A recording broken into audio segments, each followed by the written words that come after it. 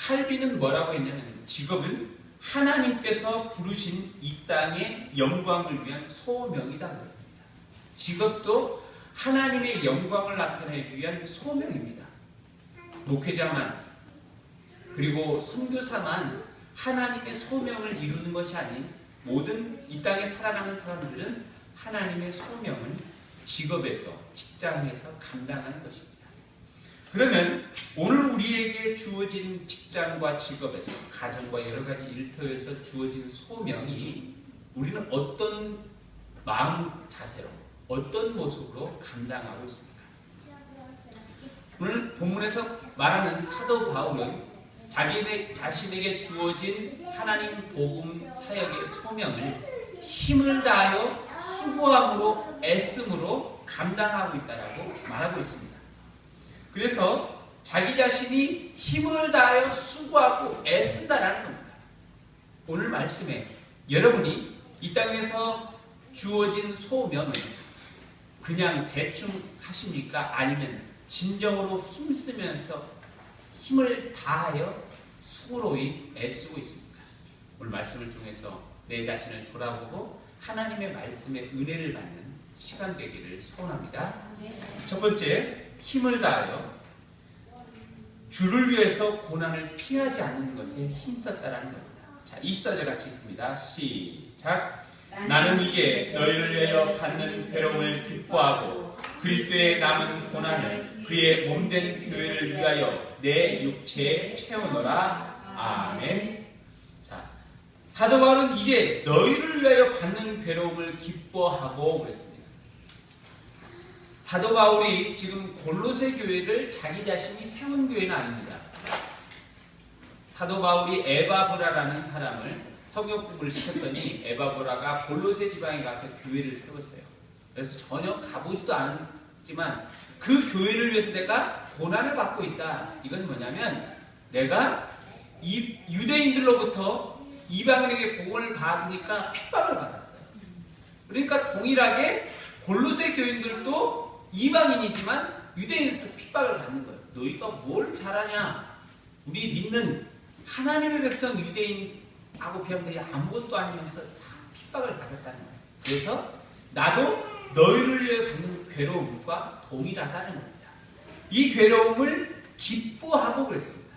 기뻐하고라는 뜻은 헬라어로 카이로라는 뜻인데 기뻐하다, 즐거워하다라는 뜻입니다.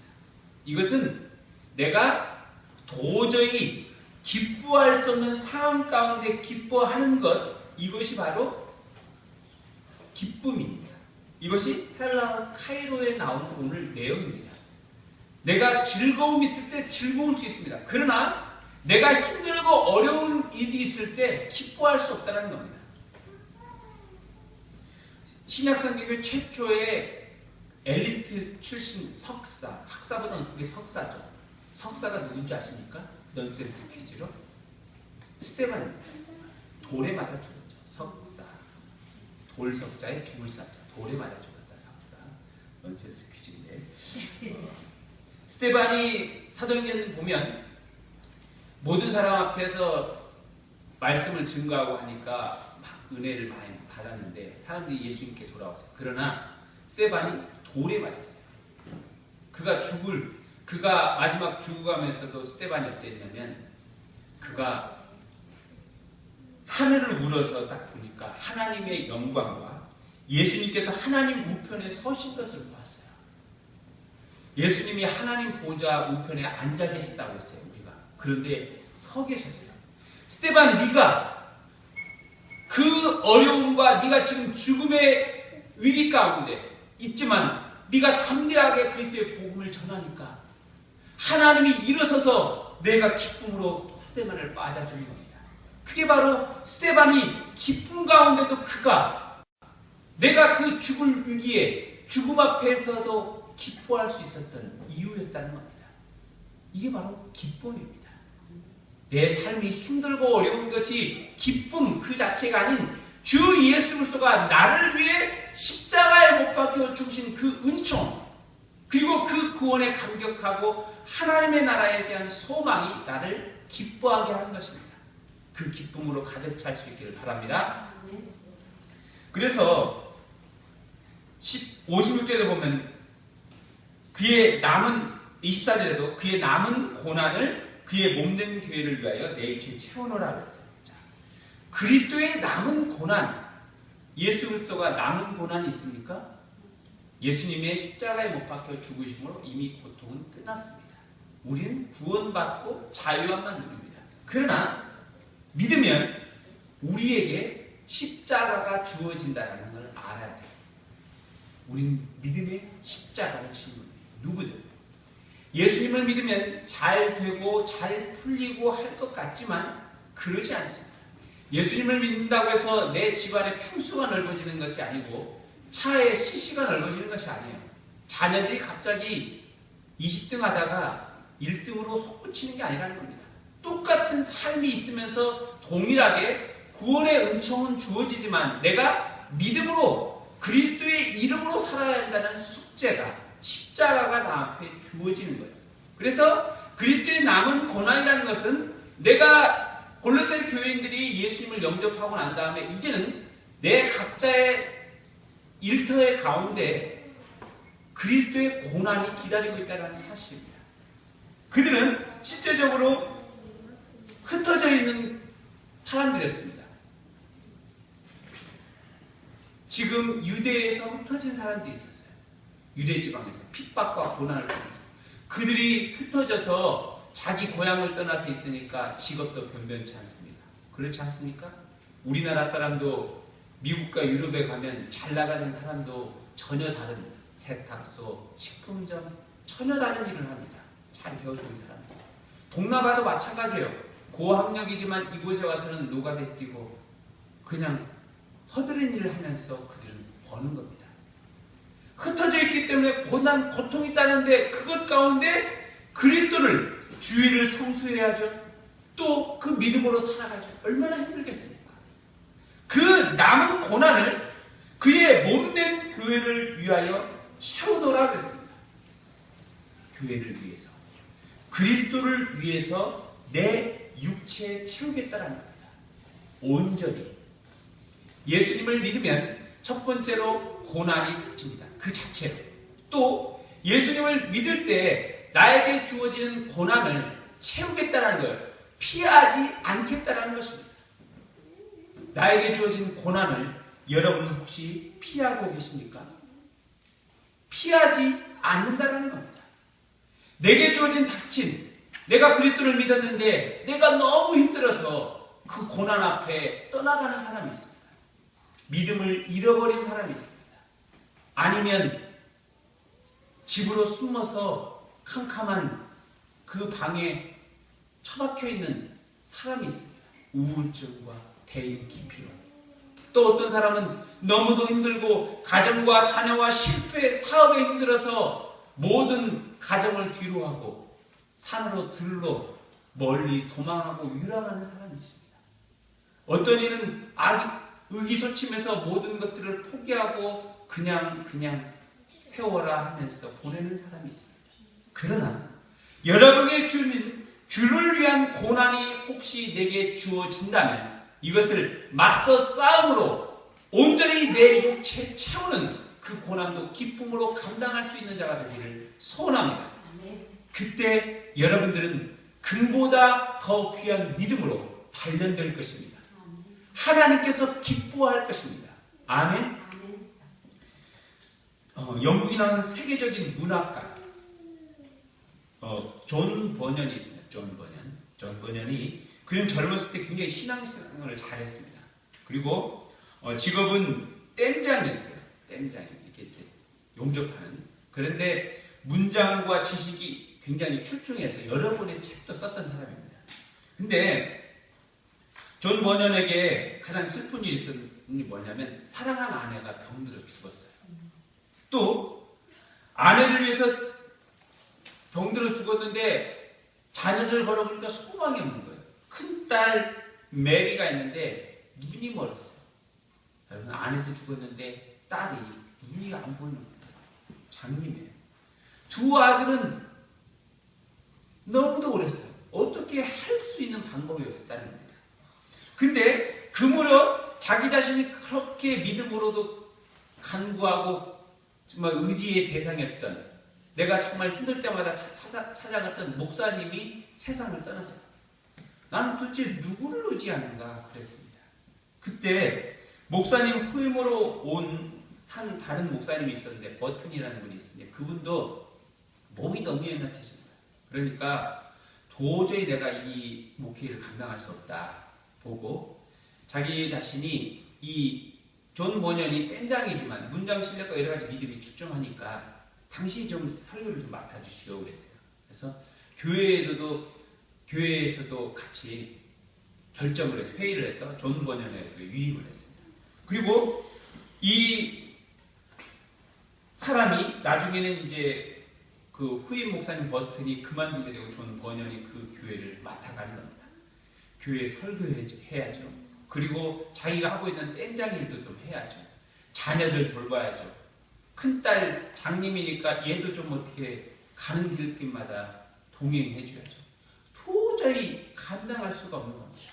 그럼에도 불구하고 그가 그 자신에게 주어진 이 고난이 하나님께서 주신 고난이라면, 믿음의 고난이라면 이것을 기쁨으로 감당하겠다고 그가 맞서기 시작했습니다. 그리고 그가 그 어려운 가운데 쓴 것이 뭐냐면 철로역정입니다. 기독교 고전 가운데 성경다음으로 가장 많이 읽은 기독교 책 중은 뭐냐면 철로역정입니다.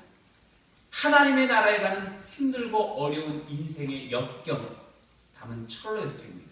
그 철로역정의 소설을 통해서 수많은 사람들이 그리스도께 회심하고 돌아와 참된 믿음 앞에, 주님 앞에 엎드린 자가 나왔다는 것입니다. 저와 여러분이 정말로 주를 위해 고난을 피하지 않는 자가 될 수 있기를 바랍니다. 여러분 앞에 고난이 닥친다면 그것을 맞서 싸워 담대함으로 받아들이고 힘써 한 걸음 한 걸음 뚜벅뚜벅 힘차게 헤쳐나갈 수 있기를 소원합니다. 두 번째, 그리스도 안에서 완전한 자로 세우기를 힘썼다라고 말하고 있습니다. 25절 같이 읽겠습니다. 시작. 내가 교회에 일꾼 되는 것은 하나님이 너희를 위하여 내게 주신 직분을 따라 하나님의 말씀을 이루려 함이니라. 아멘. 지금 사도 바울은 교회의 일꾼이 됐어요. 이 일꾼 된 게 뭐냐면 하나님이 너희를 위하여 내게 주신 직분이라는 겁니다. 하나님 말씀을 이루려고 세우셨다는 겁니다. 여러분의 일을, 여러분의 일터와 여러분의 많은 환경을 주신 것, 그것 또한 하나님께서 여러분을 위해서 맡겨주신 겁니다. 하나님이 여러분에게 주신 소명인 것입니다. 사도는, 바울은 말씀을 이루려 합니다. 하나님의 뜻이 여러분을 통해서 이루어진다는 사실입니다. 그러므로 내가 힘써 살아야 할 이유라는 겁니다. 각자에게 주어진 사명이 있다는 겁니다. 그래서 26절 같이 한번 읽어봐요. 26절 시작. 이 비밀은 만세와 만대로부터 감추어졌던 것인데 이제는 그의 성도들에게 나타났고. 아멘. 비밀은 뭐냐면 하나님의 말씀, 하나님의 예정 가운데 감추어졌던 것들입니다. 이 비밀이 만대와 만세로부터 감추어졌었대요. 근데 이제는 그의 성도들에게 나타났다는 겁니다. 어떻게 나타났습니까? 예수님은 구약의 뜻이 뭡니까? 오실 메시아에 대한 약속의 책이 구약이고, 신약은 오신 메시아에 대한 말씀의 기록이 신약입니다. 구약에서는 예수님이 감춰졌어요. 너희의 죄를 용서하는 방법이 양과 어린 양의 피로써, 비둘기의 피로써 너희의 죄를 용서하는 희생의 피해 제사를 통해서 깨끗하게 했는데 그게 불안했다라는 겁니다. 그리고 너희를 온전케 하고 너희를 참된 하나님의 자녀가 되는 은총을 주실 것을 시온에서 주겠다. 그런데 그것이 감춰졌었다는 거예요. 그러나 이제 신약에 와서 그분이 예수 그리스도로 하나님의 아들이 인간의 몸을 입고 이 땅에 오셔서 그가 오셨다는 겁니다. 그가 십자가에 못 박혀 죽으시고 부활하셨어요. 그런 분을 통해서 하나님의 비밀이 그리스도로 증거되었다는 겁니다. 누구든지 그리스도의 이름을 부르면 구원을 받았습니다. 하나님의 은혜를 받았습니다. 이것이 성도에게 나타난 것입니다. 또한 27절 같이 읽겠습니다. 시작. 하나님이 그들로 하여금 그 비밀의 영광이 이방인 가운데 얼마나 풍성한지를 알게 하려 하십니다. 이 비밀은 너희 안에 계신 그리스도니 곧 영광의 소망이니라. 아멘. 얼마나 풍성한지, 여러분, 이것이 풍성함이라는 겁니다. 그리스도가 우리에게 오면 풍성함이 되는 것입니다. 이것은 영광과 지혜의 부요함, 은혜의 풍성함입니다. 모든 사람이 풍성을 생각하면 뭔가 내 손에 뭔 지폐가 좀 주어져야 한다는 거예요. 우리 미국에서 이번 주에 화제가 된 1조 4천억이나 되는, 제발 좀 1조 4천억이 안 되고 한 1,400만 원짜리 로또라도 받았으면 좋겠다. 그럴 거예요, 사람들은. 그럴 거 아니에요? 그러나 사람들은 풍성을 할 때 그 로또, 어떤 그런 걸 생각하지만 성경에서 풍성은 영광과 지혜와 은혜의 풍성이라는 것입니다. 이게 바로 풍성이에요. 그것이 얼마나 풍성한지를 알게 하려 함이라. 모든 것을 가졌지만 하나님으로부터 저주받아 구원으로부터 제외된 것이 풍성이겠습니까? 아니죠. 모든 것이 없을지라도 하나님의 부유함에 풍성함이 임하여 구원이 되어 하나님의 자녀가 된 것이 풍성 아니겠습니까? 이방인들은 그들은 하나님의 자녀가 아니었습니다. 유대인들만이 하나님의 자녀였어요. 근데 유대인이 그리스도를 거부함으로 그 유대인에게 내렸던 하나님의 복음이 이방인에게 증거되는 것입니다. 특별히 사도 바울이 전한 복음이 골로새 교회 성도들에게도 이방인에게도 전해졌다는 거예요. 그리스도의 복음은 육체, 사람에 있지 아니하고 영접하는, 누구든지 영접하는 자, 그 이름을 믿는 자에게는 하나님의 자녀가 되는 권세를 주셨으니입니다. 이것이 바로 풍성입니다. 이방인에게 결코 구원이 없을 줄 알았는데 그들에게도 하나님의 풍성함이, 영광이 임했다라는 사실입니다. 그 영광의 소망, 영광의 소망입니다. 그리스도가 영광의 소망이 돼요. 이방인에게도 이제는 그들에게 소망이 되었어요. 그리스도는 다른 사람의, 유대인에만 구원자인 줄 알았지만 내게도 그리스도가 소망이 되었다는 것입니다. 여러분에게도 그리스도가 소망이 되는 줄 믿으시기를 소원합니다. 그래서 28절에 뭐라고 하고 있습니다. 28절 같이 읽겠습니다. 시작. 우리가 그를 전파하여 각 사람을 권하고 모든 지혜로 각 사람을 가르침은 각 사람을 그리스도 안에서 완전한 자로 세우려 함이니. 아멘.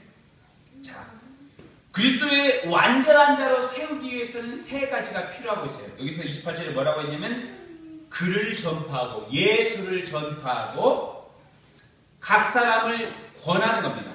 그 다음에 세 번째, 가르치는 것입니다. 그게 완전한 자로, 그리스도 앞에서 완전한 자로 세워지는 겁니다. 여러분이 그리스도 앞에서 완전한 자로 세워지기를 소원하십니까? 네. 내 자신이? 그러면 그리스도를 전파하는 겁니다. 어떤 사람을 그리스도의 완전한 자로 세움을 받기를 원하십니까? 그러면 그리스도에게 전파하고 권하는 겁니다. 그리스도의 이름을 가르치는 것입니다. 그러면 그리스도 안에서 완전한 자가 되는 것입니다. 아멘? 아멘. 그러면 완전하다는 것은 성경에서 말하고 있습니까? 물론 행위가 따라가지 않은 믿음은 온전한 것이 아닙니다. 그러나 우리가 행위로서 구원은 없습니다. 이미 아담과 하와가 행위로서 구원에 실패했기 때문에. 그래서 오늘 예수님이 뭐라고 합니까? 너희는 믿음으로 구원을 받았다는 겁니다. 믿음으로. 우리는 예수 그리스도의 십자가의 구원의 은총에 대한 믿음으로 완전해질 수 있습니다. 아멘. 에베소 4장 13절 우리가 다 하나님의 아들을 믿는 것과 아는 일에 하나가 되어 온전한 사람을 이루어 그리스도의 장성한 분량이 충만한 데까지 이르리니 여러분이 그리스도의 이름을 믿고 그 믿음 가운데 나아가면 하나가 되어 온전한 사람을 이룰 수 있다고 말씀하고 있습니다. 그 온전은 그리스도의 십자가의 보혈에 흐르신 그 보혈, 그 하나 때문에 여러분이 온전하여 준 줄 믿으시길 소원합니다. 그리고 또한 동일하게 여러분이 온전한 사람을 이뤘지만 이것은 시작에 불과할 뿐입니다. 여러분 시작에 불과해요. 그리스도의 장성한 분량이 충만한 데까지 자라가는 것입니다. 우리의 육체는 20대 후반만 지나면 멈춥니다. 혹 더 늦게까지 20대 후반까지 30대 초반까지 멈췄다 생각하지만 여러분 30 넘어서는 더 이상 자라지 않습니다. 우리의 세포는 죽어갑니다. 40 넘어서 50 넘어서 여러분 갱년기 찾아오고 골다공증 약 예방하려고 먹는 겁니다. 60 넘어가면 치매약 먹어야 하는 겁니다. 우리의 육체는 쇠들어갑니다. 그러나 우리의 믿음은 그리스도의 장성한 분량이 충만한 데까지 우리가 죽는 순간까지 자란다는 사실을 깨닫기를 소원합니다. 그러므로 우리가 10대든 20대든 50대든 60대든 80대든 아직도 우리는 그리스도의 분량에 충만한 믿음, 온전한 사람으로 자라가는 데 힘써야 될 줄 믿습니다. 그 믿음 가운데 힘쓰기를 바랍니다. 그러므로 나는 내 의지로 살아가는 것이 아닌 오직 믿음으로 살아가는 거예요. 여러분이 오늘도 이 한 주간도 그 믿음 가운데 살아감으로 하나님께서 주신 온전함의 은총을 누릴 수 있기를 소원합니다. 세 번째, 그리스도의 능력을 힘입는 데 힘써야 할 것입니다. 자, 29절 같이 읽겠습니다. 시작. 이를 위하여 나도 내 속에 능력으로 역사하시는 이의 역사를 따라 힘을 다하여 수고하노라. 아멘. 이를 위하여 나도 내 속에도 능력하는 역사를 따라 힘을 다하여 수고한다라고 했습니다. 자, 내가 내 힘을 다해서 수고하면 어떻습니까? 넘어지는 거예요. 여러분 한 주간도 살아보니까 기쁜 날도 있지만 힘 없는 날도 많죠. 힘든 일이 많아요. 우리 가운데 한 주간에도 웃는 일보다는 슬픔과 걱정과 짜증이 많았지 웃는 일이 많은 건 아닙니다. 하루를 돌아보십시오. 내가 얼마나 많이 웃었는가. 많지 않을 것입니다. 여러분의 드라마를 보고 아니면 개그 프로그램을 보고 아니면 어떤 사람의 잠깐의 그 말을 보고 웃었지 하루 종일 마음에 기쁨이 있었던 건 아닙니다. 한 주간의 나에게는 어려움과 힘듦이 있어서 내가 지쳤던 사람들이 있을 겁니다. 또 때론 번아웃, 완전 내동댕이 쳐서 될 대로 되란 식으로 완전히 자포자기 심정으로 될 수도 있다는 겁니다. 그러면 이것은 어떻게 우리가 힘을 써야 할 수 있겠습니까? 내 힘으로는 아직 부족하다는 거예요. 그래서 오늘 우리에게 뭐라고 말하고 있냐면 내 속에 능력으로 역사하시는 이의 힘을 따라 그런 겁니다. 여러분의 삶의 일터와 여러분의 가정과 여러분의 모든 것 가운데 하나님의 능력의 역사가 하나님의 성령의 역사가 여러분에 함께하면 여러분은 다시 매일매일 주신 새 힘으로 살아갈 수 있는 것입니다. 아멘. 그리스도 안에 있으면 여러분 내 마음에 힘을 얻는 겁니다. 능력을 얻는 거예요. 이사야서 40장 39절에 이렇게 말하고 있어요. 피곤한 자에게는 능력을 주시며 무능한 자에는 힘을 더하시나니 소년이라도 피곤하며 곤비하며 장종이라도 넘어지며 쓰러지되 오직 여호와를 앙망하는 자는 새 힘을 얻으리니 독수리가 날개치며 올라감 같을 것이요 다른 박질하여도 곤비치 아니하겠고 걸어가도 피곤하지 아니하리라. 성령의 능력이 임하면 여러분들이 결코 피곤할지라도 새 힘을 얻게 된다는 사실입니다. 이를 믿을 수 있기를 바랍니다. 힘을 다해서 수고하고 애쓸 수 있다는 사실이에요. 사도 바울이 자기가 복음을 전하는데 얼마나 힘썼는지 아십니까? 사도 바울은 우리 고린도 11장에 보면 자기 자신이 얼마나 힘을 다해서 애썼는지를 말하고 있어요. 그게 뭐냐면 유대인들에게 40에 하나 감한매를 5번 맞았대요. 태형인데 이 40에 하나 39대죠. 그러니까 이것을 맞으면 큰 몽둥이로 넓적한 걸로 맞으면 거의 사람이 죽는답니다. 맞다가 죽는 사람 많아요. 근데 이걸 몇 번 맞으면 5번 맞았어요. 복음을 전하다가. 또 태장으로 3번 태장을 당했어요. 태장. 그 고통이죠. 한 번 돌로 맞았습니다. 또 3번 배가 부서져서 바다에서 죽을 위기 가운데 있었습니다. 또 이방의 위험과 신의 위험, 광야의 위험, 바다의 위험, 거짓 형제들에게 죽임을 당할 것도 있었습니다. 다 피했어요. 수고하고 애쓰며 여러 번 자지 못하고 줄이고 목마라 여러 번 굶고 춥고 헐벗었어요. 어떻게 그렇게 할 수 있겠습니까? 그럼에도 불구하고 사도 바울이 결코 일어나 포기하지 않고 일어설 수 있었던 것은 성령의 능력에 힘입었기 때문입니다. 아멘? 그의 의지였으면 포기했을 것입니다. 내 자녀를 위해서 했었다면 포기했을 것입니다. 그렇지 않겠습니까? 비정한 아빠가 자녀를 토막살인낸 거 보십시오.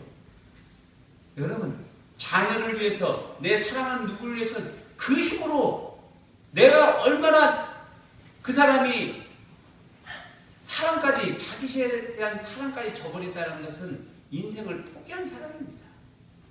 그러나 여러분, 하나님의 능력을 힘입으면 우리가 일어설 수 있어요. 우리가 세상의 우상, 잡신을 섬긴 무당도 신내린 곳을 받으면 작두를 올라탑니다. 사슬 퍼는 그 종이만 되면 종이가 찢어지는, 종이가 두동강 나는 그 날카로운 작두를 뭔 귀신이 내렸길래 그 작두를 타고 구슬합니다. 그런데 살아계시고 만물을 주관하시며 운행하신 하나님, 죽은 자를 부활해서 그리스도를 죽은 자 가운데서 부활해서 하나님 보좌 우편에 앉아 계신 하나님, 홍해 바다를 갈라버리신 하나님, 하늘의 해, 달, 별을 멈추게 하신 하나님, 그 하나님께서 그 성령이 우리 가운데 역사하신다면 우리가 담대함으로 성령의 능력을 힘입어 살아갈 수 있지 않겠습니까? 네. 여러분, 저와 여러분의 그 성령이 여러분을 일깨우시고 그 담대함으로 일어설 수 있길 바랍니다. 네. 그래서 여러분에게 주신 힘을 다하여 수고하는 일이 될 수 있길 바랍니다.